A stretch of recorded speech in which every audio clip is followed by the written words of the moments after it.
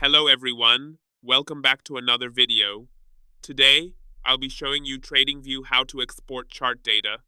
First, visit tradingview.com. Then move your mouse over Products at the top of the page and click on Supercharts. Wait a moment for it to fully load.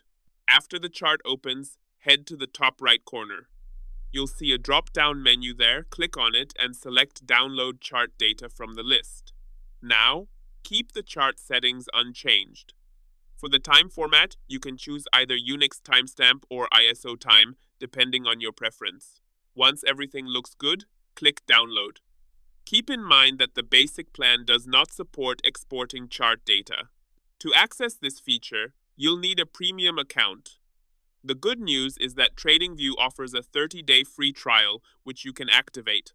After activating the trial, your chart data will be downloaded in a CSV file format.